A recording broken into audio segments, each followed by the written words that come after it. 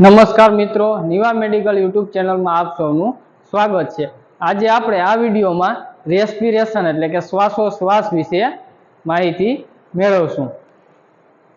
શ્વાસોશ્વાસ એટલે કે આપણે જે શ્વાસ લઈએ છીએ અને પાછો છોડીએ છીએ તેનો દર શું છે, કેટલો સામાન્ય હોવો જોઈએ તેના વિશે આપણે આ વિડિયોમાં સમજૂતી મેળવવી જોઈએ। જનરલી 12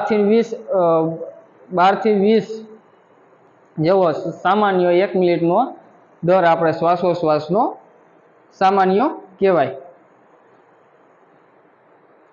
રેસ્પિરેશન એટલે કે શ્વાસોશ્વાસ ઓક્સિજન વાયુને નાક મારફતે ફેફસામાં લેવો અને કાર્બન ડાયોક્સાઇડને વાયુને બહાર કાઢવો તેને રેસ્પિરેશન કહેવામાં આવે છે। એટલે કે ઓક્સિજન વાયુ છે તેને નાક મારફતે આપણે फेफसा लईए छीए अने कार्बन डायोक्साइड वायु आपणे बहार काढीए तेने आपणे रेस्पिरेशन कहेवाय एटले के श्वासोश्वास कहेवाय।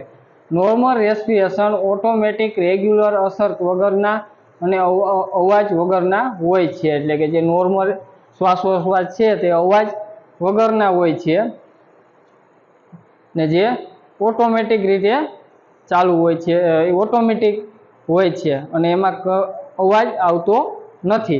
जो एमां अवाज के आवे तो ए रेग्युलर श्वासोश्वास न होई शके अथवा तो कफ होई शके अथवा तो कोई पण कारणों अथवा तो कई अटवळ मुश्केली होय तेना लीधे थोड़ी रेस्पिरेशन छे एमां फेरफार जोवा मळतो होय। 1 मिनिट में थता कुल रेस्पिरेशन रेट कहेवाय छे जे घणा परिबळोना कारणे बदलाय छे। એટલે 1 મિનિટ में जे श्वासोश्वास આપણે चेक करीए तेने रेस्पिरेशन रेट कहेवामां आवे छे। जेमां घणा बधा परिबळो कारणो छे ते जोवा मळे छे। जेम के चालीने आव्या होय, दौड़ीने आव्या होय, थाक लागल होय तो एमां थोड़ा परिबळोना कारणे रेस्पिरेशन में थोड़ा फेरफार जोवा मळता होय। हवे ए ज प्रमाणे जोईए तो जन्म समये 30 થી 40 જેવા પર મિનિટે જોવા મળે। 1 વર્ષમાં 26 થી 30, 2 વર્ષમાં 20 થી 26 ને 4 થી 12 વર્ષમાં 20 થી 22 પર મિનિટ।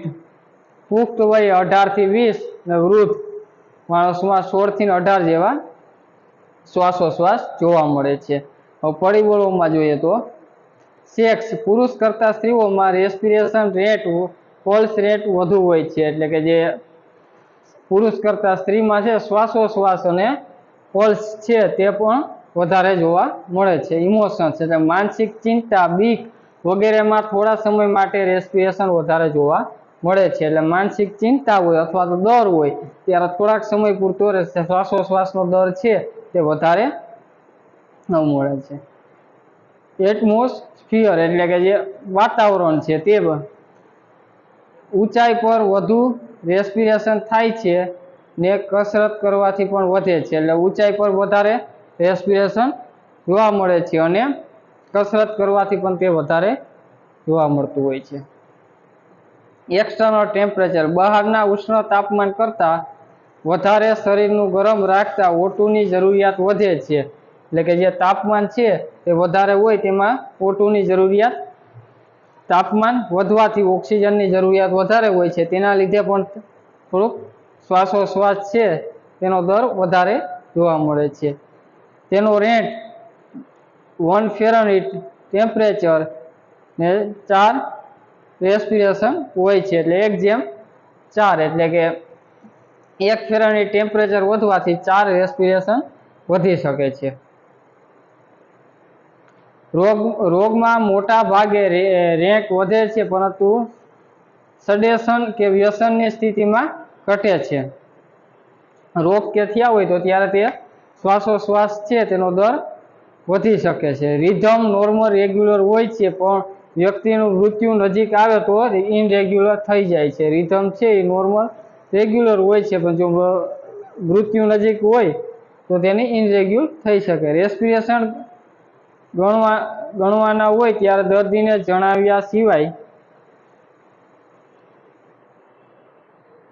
એટલે કે જે શ્વાસોશ્વાસ છે તે આપણે ચેક કરવાના હોય ત્યારે દર્દીને જણાવ્યા સિવાય ચેક કરવા જોઈએ, જેથી સામાન્ય અને વ્યવસ્થિત આપણે શ્વાસ જોઈ શકીએ. હવે આપણે શ્વાસ